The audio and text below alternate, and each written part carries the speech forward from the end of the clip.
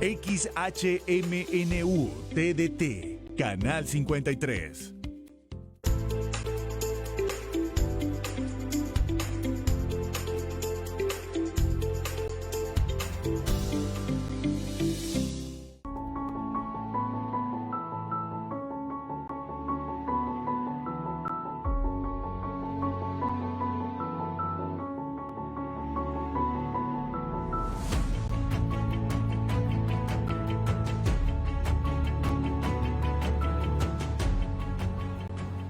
Hola, ¿qué tal? ¿Cómo están? Pues nuestro agradecimiento para la Universidad Autónoma de Nuevo León y a su Canal 53 por esta oportunidad de venir a platicarles a todos ustedes un poco la historia de Monterrey a través de sus edificios. Gracias por su atención y acompáñenos en la próxima hora que estaremos hablando de ellos.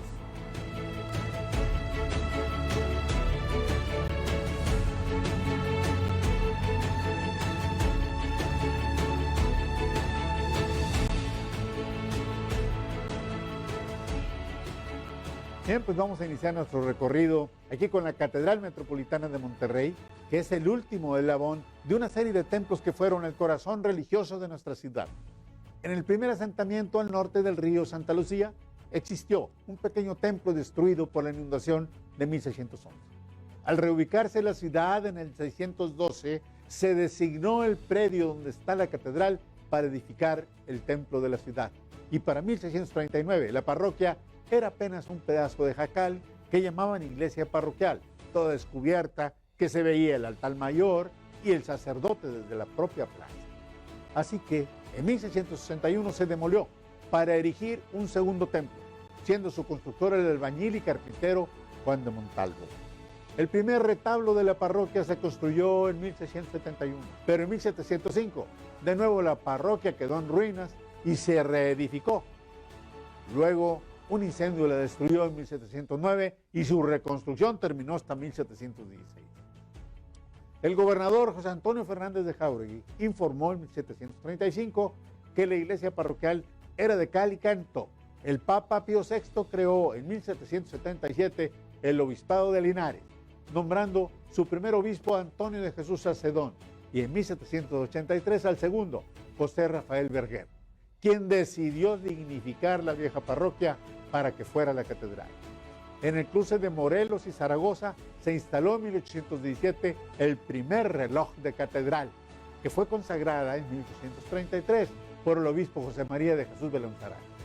En la batalla de Monterrey de 1846, la catedral fue almacén de municiones y cuartel del ejército mexicano. Para 1880 se terminó el sagrario, los altares y un nuevo baptisterio.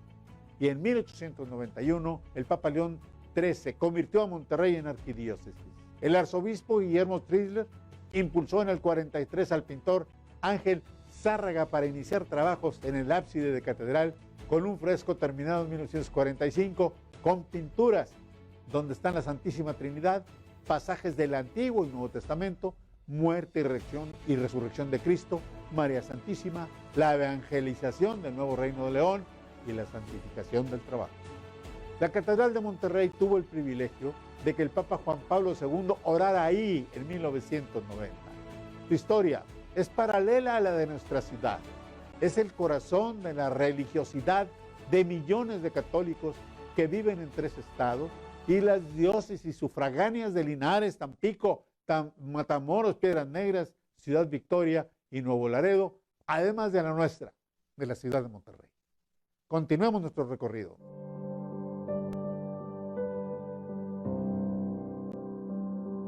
El Museo de las Culturas Populares. Lo que sabemos de las estructuras que han existido en el predio que ocupa ahora el Museo de Culturas Populares se remonta a finales del siglo XVII. Era un jacal de adobes y techo de palma propiedad de un reinero de nombre Santiago Barrera. En los años 30 del siglo XVIII, el alcalde de Monterrey y alguacil de la Inquisición, Nicolás Vandale Massieu, adquirió la propiedad y construyó un edificio de mayores dimensiones de cal y canto para servir como casa del gobernador. Terminó la construcción en 1725 y algunos gobernadores despacharon en ella, pero en 1743 la epidemia de viruela forzó a convertirla en el Hospital de Rosario o de los Pobres. 3 años después, el gobernador Pedro de Barrio Junco y Espriella adquirió los 3 solares contiguos al hospital para ampliarlo. Luego de 50 años de servicio, este hospital cerró sus puertas en 1793. Pero 3 años después, el gobernador Ignacio Uceli Guimbarda compró el edificio, lo remodeló y prestó a las madres de San Vicente de Paúl que instalaron el colegio de niñas, que funcionara hasta 1859, cuando las leyes de reforma lo prohibieron. El edificio fue puesto en venta, como todos los bienes de la iglesia, pero no se vendió y cayó en el abandono. Fue hasta 1887, cuando el gobernador Bernardo Reyes lo entregó a las madres del Verbo Encarnado, que fundaron ahí el Colegio de San José, hoy Colegio Mexicano. Este edificio sirvió de refugio para damnificados durante la gran inundación del 9. Desde noviembre de 1993 alberga el Museo Estatal de Culturas Populares y a las oficinas de la Confederación Nacional Campesina.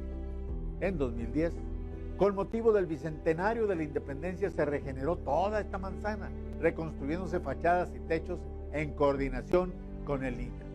El Museo de las Culturas Populares tiene allí una sala de exposiciones permanentes llamada La Capilla, tal vez por esas hermosas pinturas de piso a techo que tiene, y 2 salas de exhibiciones temporales. Este edificio es una de las pocas muestras de arquitectura colonial que conservamos en nuestra ciudad. Visitarlo nos permite transportarnos a una época pasada, a nuestro propio pasado. Pues este que estamos viendo es el Palacio de Nuestra Señora de Guadalupe, hoy Museo del Obispado. Es la edificación monumental más antigua de Monterrey. Su arquitectura barroca es muestra del estilo europeo colonial, construida con piedra de sillar originaria de la región. El terreno fue donado por el ayuntamiento de la ciudad en 1787. Este pesado edificio, que consta de 2 plantas, se hincó directamente sobre la roca del cerro. El obispado destaca por su belleza y grandes dimensiones, pues la solidez y altura de sus muros impresiona a cualquiera. En la talla de su fachada principal destaca el esplendor de la cúpula, terminada entre 1853 y 57. Su construcción se debe al segundo obispo de Linares, el fraile franciscano Rafael José Vergel, y su destino original era ser casa de reposo y oración, pero su uso poco tuvo que ver con ello. Debido a su estratégica ubicación, durante la independencia fue utilizado como fortaleza militar, siendo clave en la defensa de la ciudad cuando Monterrey fue invadida por los norteamericanos en 1840. El mismo uso se le dio durante la intervención francesa en el 64, en la revuelta de la Noria en el 71 y en la Revolución Mexicana de 1913 y 1914. Este imponente edificio, dedicado a la Virgen de Guadalupe, tiene en la hornacina principal los restos de su imagen, claro, deteriorada por las heridas de guerra, digamos. Y a sus lados hay 2 medallones, uno de Santa Clara y otro que no puede ser identificado. La entrada principal del museo da al oratorio, el cuerpo arquitectónico más relevante, de 32 metros por lado, con su gran portón de madera, enmarcado por un arco conopial, rematado por un emblema mariano que perteneció al templo franciscano de San Andrés, que ya está desaparecido, que estaba por las calles de Escobedo y Ocampo. El museo tiene 10 salas de exposición histórica organizadas en orden, desde el virreinato hasta el auge industrial.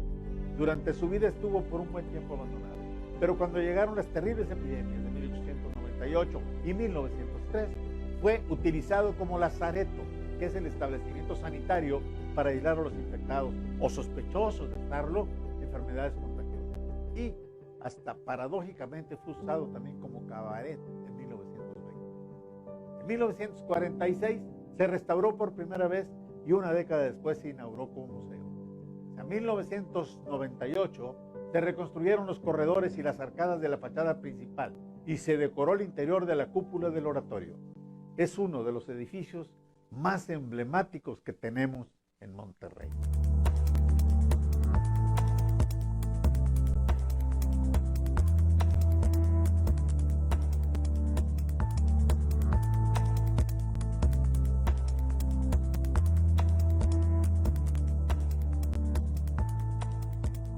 El antiguo Palacio de Monterrey, que en 1596, cuando Diego de Montemayor fundó Monterrey, en un documento anexo al acta repartió tierras entre los padres fundadores y se establecieron los impuestos de la ciudad para ser destinados a la futura construcción de las casas reales.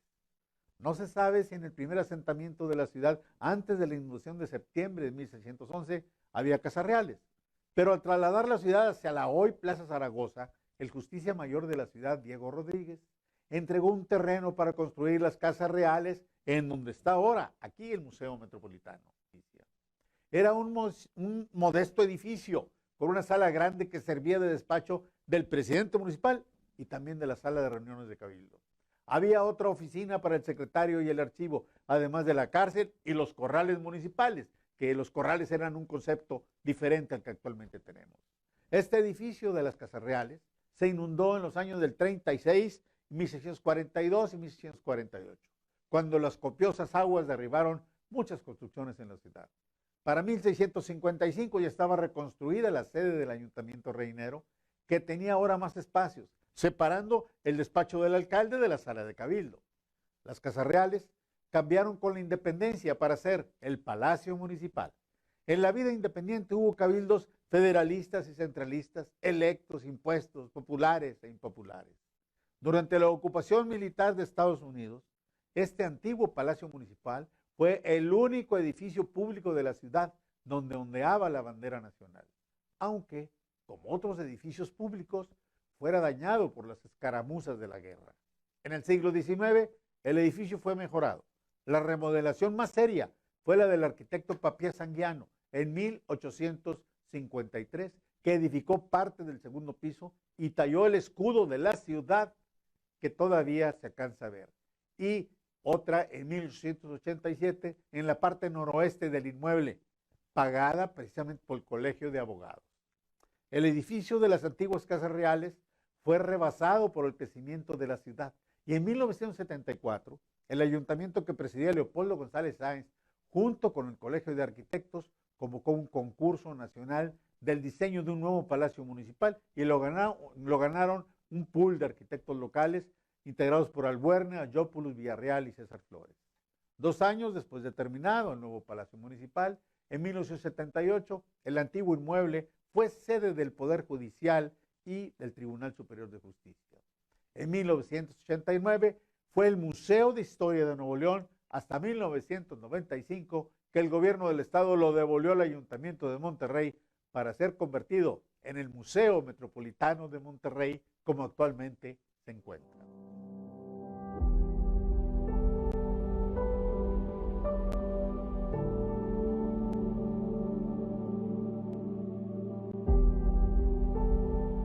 El Templo del Sagrado Corazón de Jesús. En el siglo XIX solo existía en Monterrey una parroquia con asiento en catedral y 2 templos, el del Roble y el de la Purísima Concepción. Todas las demás eran capillas. Así que en 1873, un grupo de damas apoyadas por el obispo Francisco de Paula Vera se organizaron para construir un templo dedicado al Sagrado Corazón de Jesús. En ese mismo año, la señora María Antonia de Arrece donó un predio cuadrado de 50 varas por lado que colinda al oriente con la calle de Zaragoza y al sur con 5 de Mayo. En febrero del 74 se colocó la primera piedra del edificio. Se proveyó sillar de la región, pero al no haber un sacerdote al frente de la obra, se suspendió por 15 años hasta que se encomendó la construcción al canónigo Leonardo Garza Flores. Y todo cambió, pues de inmediato en 1889, sin terminarse la obra, comenzó a usarse como templo provisional. 5 años después, la parroquia del Sagrado Corazón de Jesús tenía una amplia jurisdicción para el lado norte de la ciudad, llegaba hasta San Nicolás de los Garza, Topo Chico y Escobedo. La bendición del templo fue en octubre de 1903 por el excelentísimo Santiago Garza Zambrano. Al cambiarse las normas con el Concilio Vaticano II, el 6 de octubre de 1968 hubo de reformarse el presbiterio de la iglesia. Esta parroquia del Sagrado Corazón de Jesús goza de una gran belleza exterior. En el interior no puede menos que admirarse el altar principal. En él se encuentran la imagen del Sagrado Corazón de Jesús en una bella talla catalana y en los laterales superiores 11 bellos vitrales. En la nave izquierda hay un hermoso altar que entroniza a Nuestra Señora del Rosario y a los lados las imágenes de Santa María de Alacoque y Santa Teresa. El coro está sobre el pórtico en el primer cuerpo de la torre, donde se custodia a uno de los pocos órganos tubulares de la ciudad. Y las campanas fueron fundidas por Julio Elizalde en San Nicolás de los Garza, Nuevo León. Este templo tiene una singular belleza que luce más de noche, pues sus luces indirectas proyectan un especial atractivo visual. Este efecto tal vez sea en parte por el entorno urbano, con frente a la macroplaza y la cercanía a los dos palacios, el estatal de un lado y el federal del otro. Continuemos nuestro recorrido.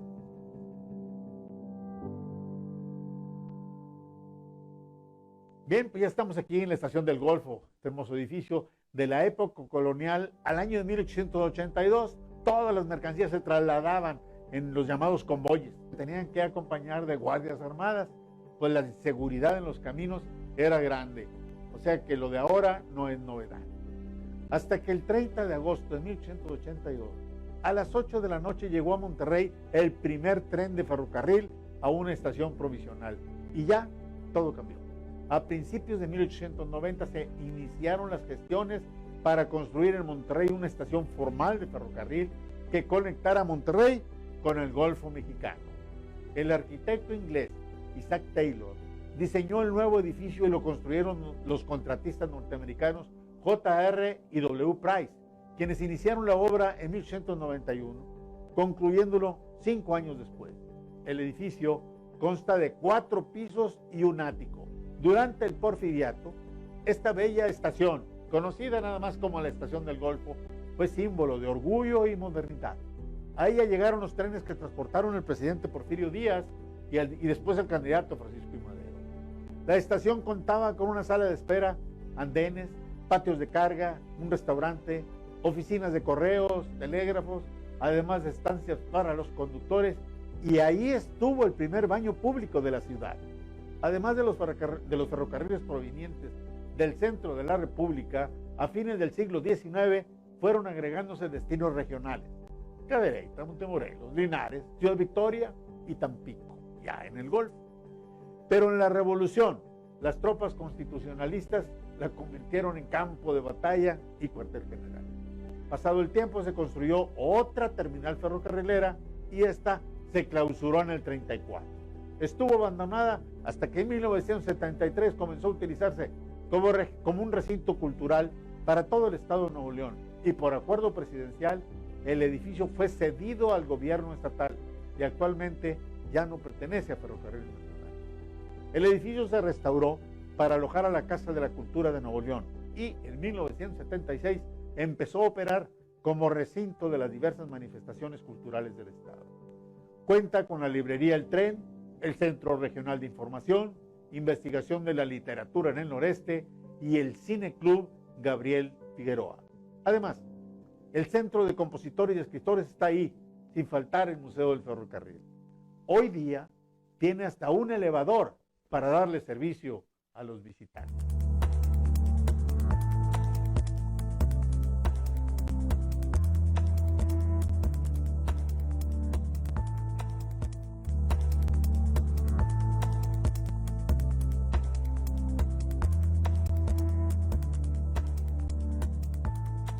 La ciudad de Monterrey, desde su fundación en 1596, ha sido asiento de funcionarios denominados gobernadores, con diferentes funciones y características según el régimen político de cada época. Los gobernadores coloniales, los gobernadores departamentales y los constitucionales requieren de un espacio físico para atender a la población y cumplir sus funciones.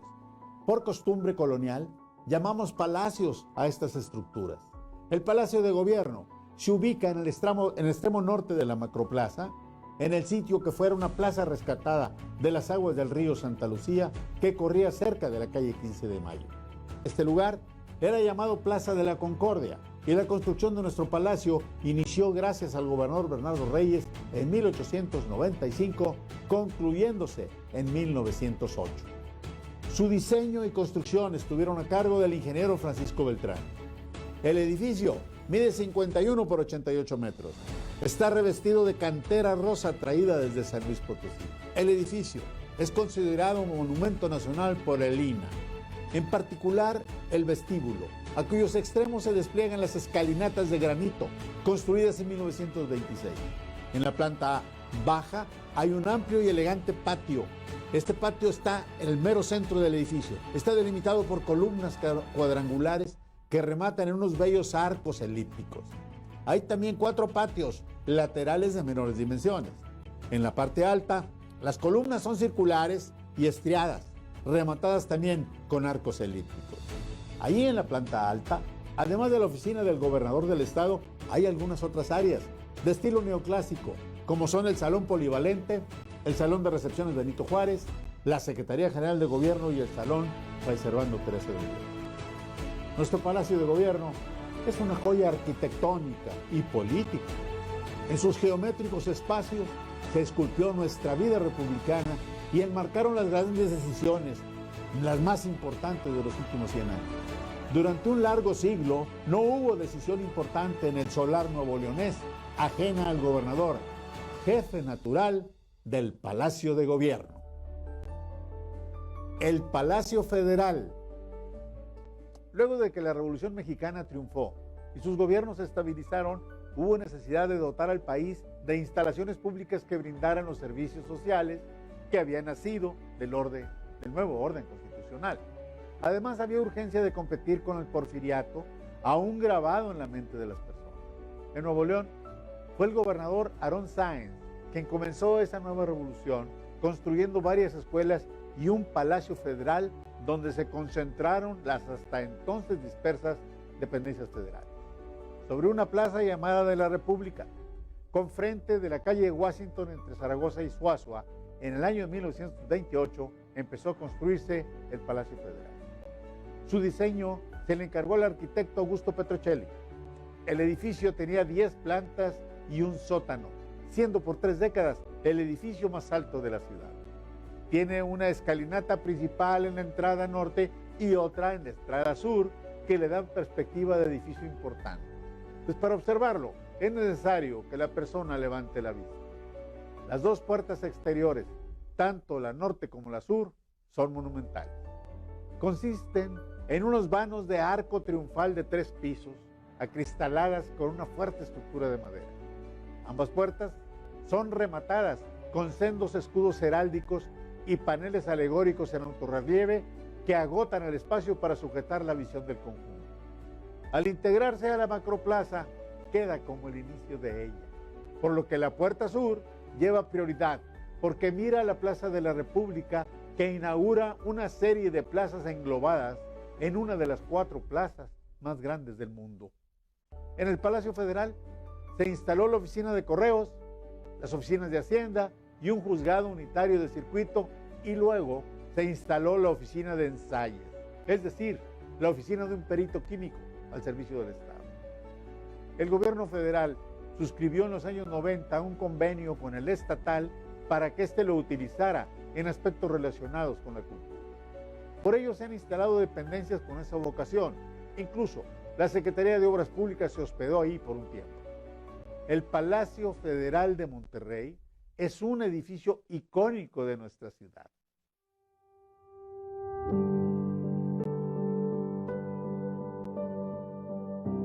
La Escuela Industrial Álvaro Obregón. El gobernador Aarón Sáenz estaba empeñado en promover las actividades académicas relacionadas con la industrialización del Estado. En ese sentido, promulgó en diciembre del 27 la Ley de Protección de la Industria, atrayendo a Nuevo León una serie de inversiones en esa importante rama de la economía. Tan solo en el primer año de su ejercicio gubernamental se instalaron 23 nuevas empresas industriales en la entidad. Y para dotar a esa industria de personal capacitado, el 4 de octubre del 28, Sáenz colocó la primera piedra en la construcción de una escuela de oficios industriales para varones. De esta forma, se habilitaría una gran cantidad de nuevoleoneses como técnicos industriales. Esta magna construcción fue inaugurada 2 años después, en octubre de 1930, con el nombre del extinto presidente Álvaro Obregón, personaje al que Aarón Sáenz estuvo vinculado desde el inicio de su carrera política y militar. El edificio de la Escuela Industrial Álvaro Obregón ocupa la mitad sur de la manzana trapezoidal, delimitada por las calles de Calzada Madero al sur, Félix U. Gómez al poniente, Avenida Colón al norte y Celestino Negrete al oriente. la edificación de esta monumental escuela es lineal y continua en todo el perímetro del predio. Estaba equipada desde el inicio con aulas teóricas y talleres prácticos de mecánica, electricidad, carrocería, fundición, ebanistería y tapicería. Además contaba con laboratorios, biblioteca, auditorio, gimnasio, sala de maestros, oficinas administrativas, servicios sanitarios, desde luego, y patios de maniobras, áreas distribuidas en las dos plantas. Con la organización en 1933 de la Universidad de Nuevo León, la Escuela Industrial pasó a formar parte de la máxima casa de estudios. Y en el 66, el Consejo Universitario aprobó el nivel de Escuela Preparatoria Técnica para que, una vez cursada, pudiera continuarse con los estudios a nivel licenciatura en disciplinas afines. Esta Escuela Industrial Álvaro Obregón es el antecedente directo de la Facultad de Ingeniería Mecánica y Eléctrica de la Universidad Autónoma de Nuevo León, la famosa FIME.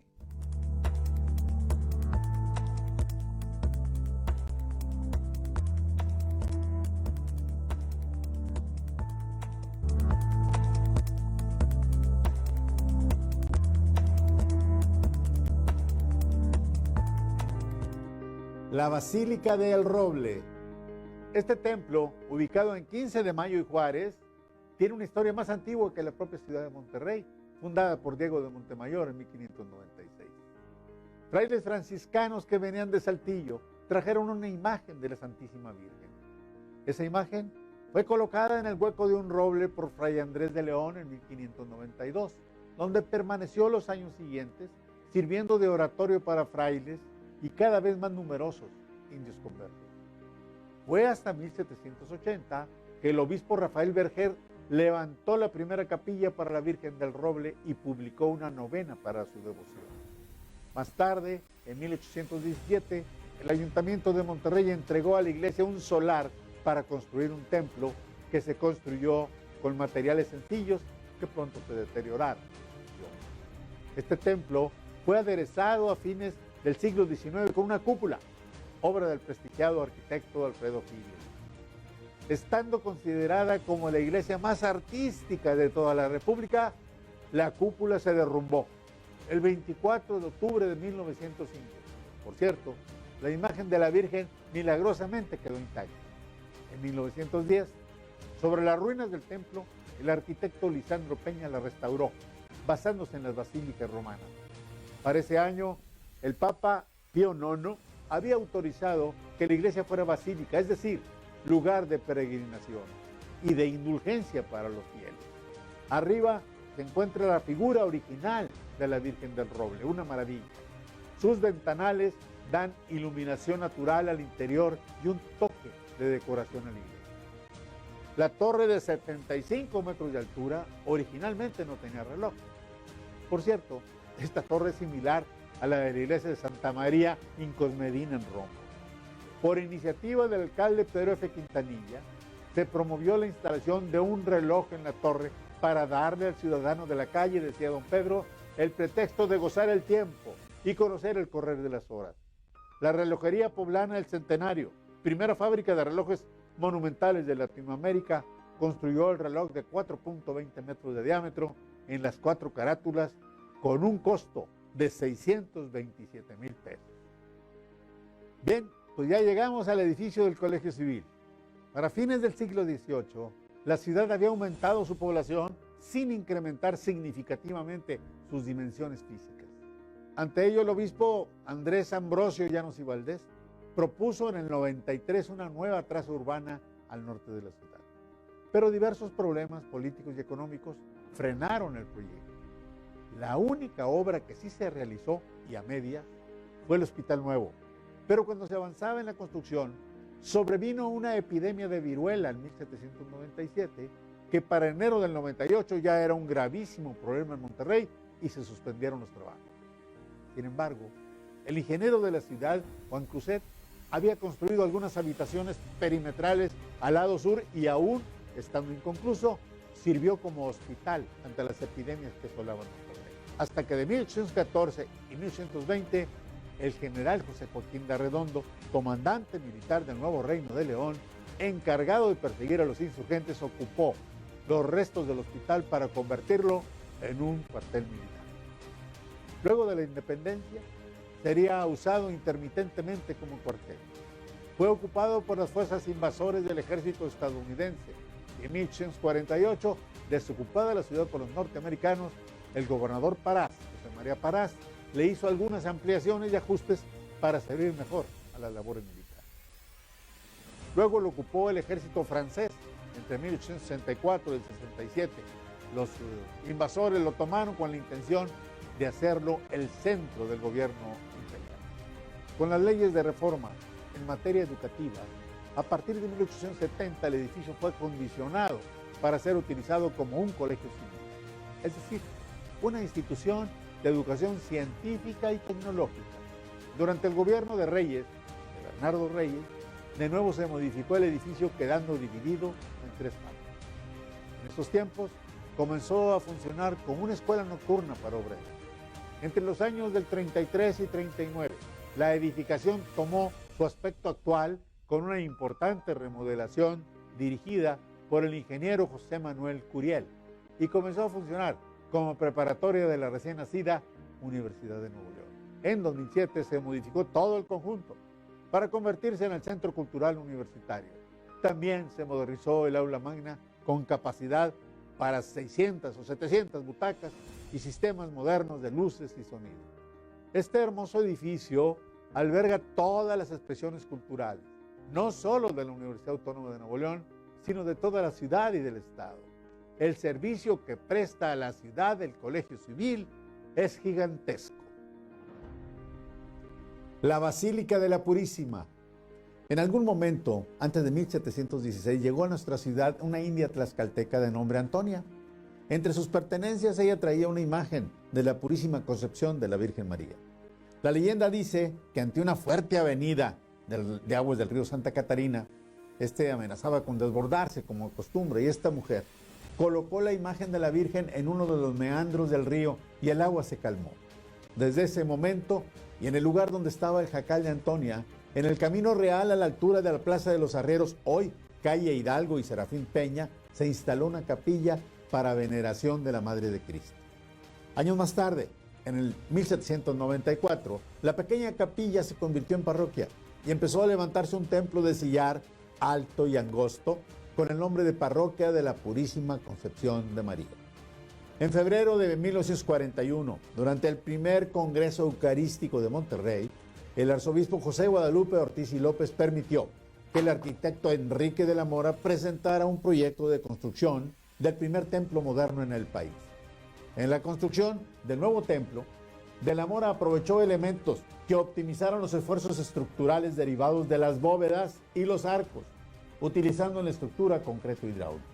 El paraboloide de la nave principal se intersecta con otro de menores dimensiones y en su diseño geométrico, los paraboloides vistos en planta forman una cruz, tal como se estila en las iglesias católicas.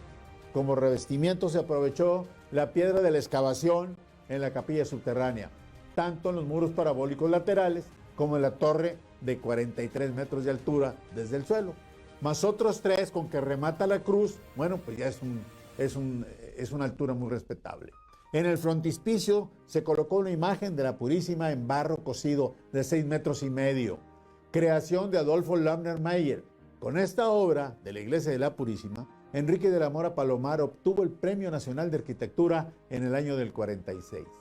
La capilla fue declarada en 1989 Basílica Menor y es desde entonces un edificio ícono de nuestra ciudad. Continuamos con nuestro recorrido. El Banco Mercantil de Monterrey. La paz porfiriana y las vías del ferrocarril que desde 1882 comunicaron a Monterrey con las demás entidades del país y además con Estados Unidos, generaron una importante concentración de capitales en nuestra ciudad. Este fenómeno económico obligó a la formación de instituciones bancarias regionales. La banca nacida aquí en Monterrey inició con operaciones informales en tiendas y almacenes como las de Pedro Calderón y Patricio Milmo. Ahí se cobraban giros y letras de cambio. Bien, pues luego se establecieron en edificios adaptados exactamente para ello. El Banco de Nuevo León en 1892, el Banco de Londres y México en el 98 y el Banco Mercantil de Monterrey en 1899. Este Banco Mercantil de Monterrey fue el primero que construyó un edificio exprofeso para el servicio bancario. Su construcción estuvo a cargo del prestigiado arquitecto Alfredo Giles. La construcción inició en octubre de 1900 y el socio de Giles, el arquitecto Hollingworth, concluyó la obra en diciembre de 1901, misma que se inauguró en abril del año siguiente, de 1902. El primer consejo de administración de este banco lo integraban Vicente Ferrara, Francisco Quesada, Tomás Mendirichaga, Valentín Rivero, José Muguerza, Antonio Hernández, Enrique Krill, Joaquín Casasus, Lorenzo González, Gabriel Flores, Marcelino Garza y otros distinguidos empresarios locales. Aunque su diseño es enfocado a las operaciones de tipo bancario, tuvo espacios para rentar oficinas y al principio, tanto la Fundidora Monterrey como el Círculo Mercantil Mutualista las tuvieron ahí por un tiempo. Su construcción incorpora estructura metálica, muros de ladrillo industrializado, bóvedas catalanas, sobrepolines metálicos, ventanas de guillotina y los sobresalientes que continúa siendo una institución bancaria. Su hermosa fachada, que se conserva íntegra, revestida con cantera traída de Durango, es continua alrededor del ochavo de la esquina de Morelos y Zaragoza. Todos los demás elementos arquitectónicos potencian su belleza y funcionabilidad. La herrería del vestíbulo, los balcones balaustrados del tercer piso, las cartelas con nombre y fecha, el sistema de mecheros, los remates coronados por águilas nacionales y el asta bandera la definen como una de las más bellas edificaciones de Monterrey.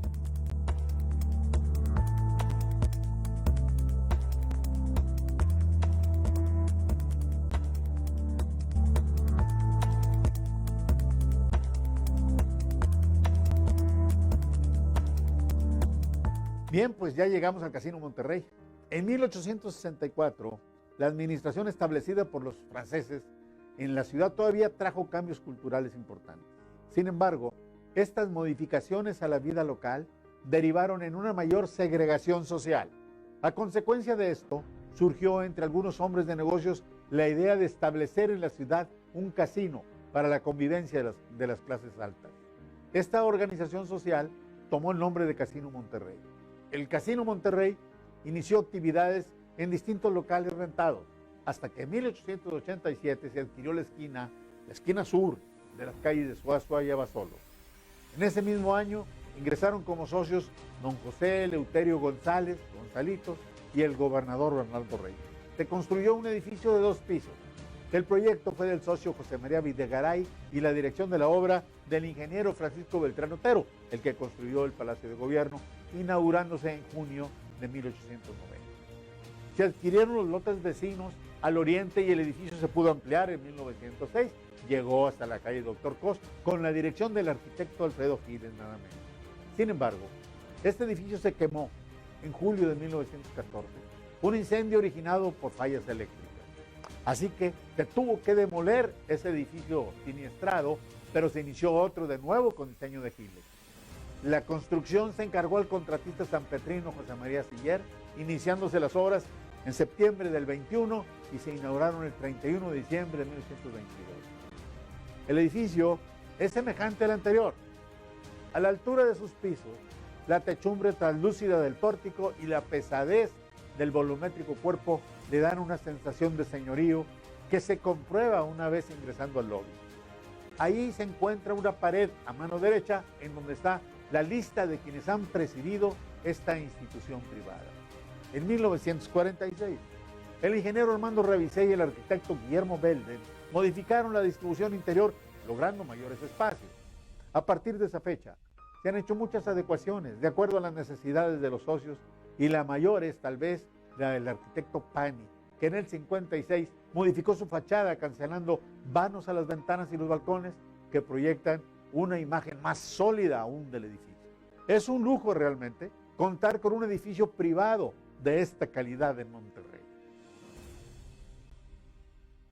El condominio acero. En diciembre de 1955 quedó aprobada por el Congreso del Estado la Ley de Régimen de Propiedad en Condominio que regula este régimen de propiedad en sus formas vertical, horizontal y mixta. Con ella apareció el término condomino y uno de los primeros inmuebles de esta modalidad es el edificio Banco Popular, hoy Condominio Acero Monterrey. La idea fue de don Manuel L. Barragán, quien pensaba que debería existir un rascacielos con los materiales que se fabrican en nuestra ciudad, acero, concreto y vidrio principalmente. El icónico edificio está ubicado en un predio delimitado por las calles de Zaragoza, Hidalgo y Ocampo, dándole frente a la Plaza Zaragoza. Su construcción se inició en mayo del 57 y concluyó en noviembre del 59. En septiembre del 58 vino a Monterrey el candidato presidencial López Mateos, y en el multitudinario mitin realizado en la Plaza Zaragoza se veía al frente una manta gigantesca con su fotografía. La habían montado en la estructura de acero o esqueleto de este moderno edificio cuando estaba en construcción. Esta gráfica le dio la vuelta al país, por lo que este edificio se convirtió en símbolo de la modernidad nacional desde antes de ser terminado. En su proyecto participaron los arquitectos Ramón Lamadrid, Eduardo Belden y el capitalino Mario Pani. El diseño estructural fue de los ingenieros Emilio Rosenbluth y Armando Cárdenas, quienes recibieron un premio nacional porque la estructura era solo de acero fabricada en Fundidora Monterrey, algo inusual en el país. El icónico condominio acero se distingue desde lejos porque su primer nivel acristalado soporta los dos niveles superiores cerrados, volados en cantilever que hacen las veces de marquesina, dándole sombra a la banqueta por Zaragoza. Están revestidos con lámina de aluminio troquelada que da la sensación de solidez. Este es el edificio en el que la Ingeniería Civil Regiomontana inició los desarrollos verticales utilizando estructuras de acero. En 2003, fue incorporado al padrón de edificios considerados como monumentos nacionales por el Senado de la República. Hoy existen otros edificios más grandes y más modernos, pero el Condominio Acero Monterrey es un símbolo de nuestra ciudad. El edificio latino.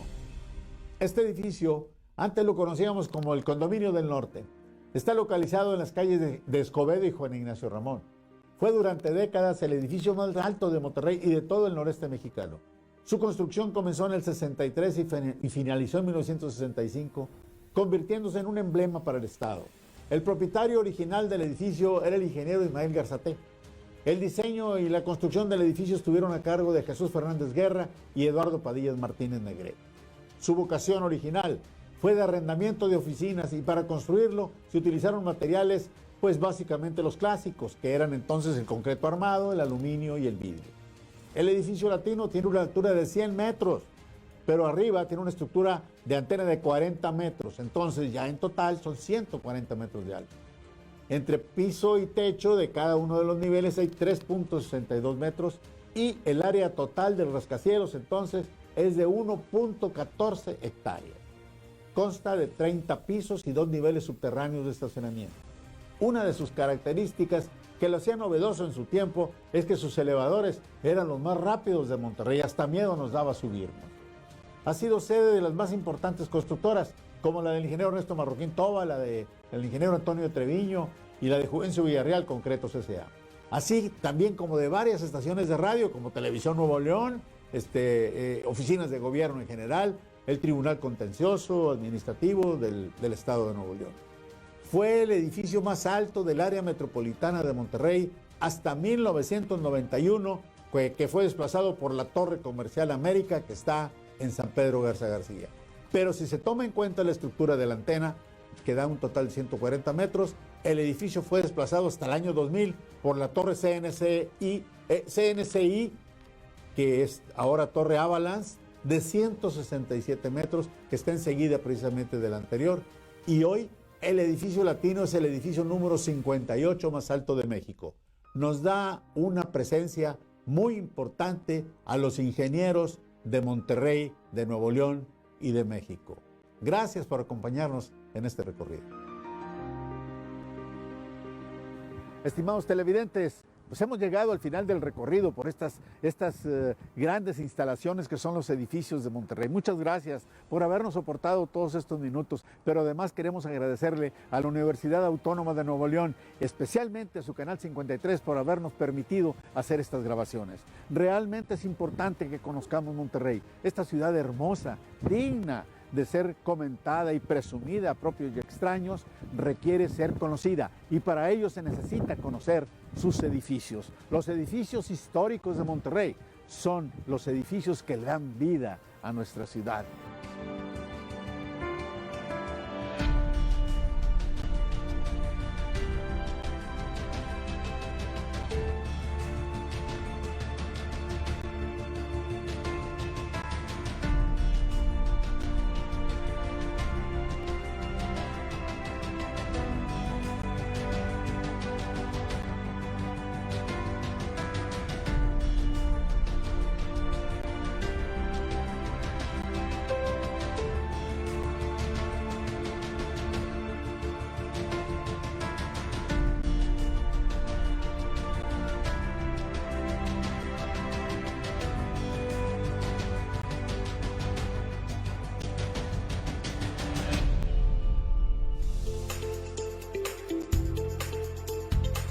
XHMNU TDT, Canal 53.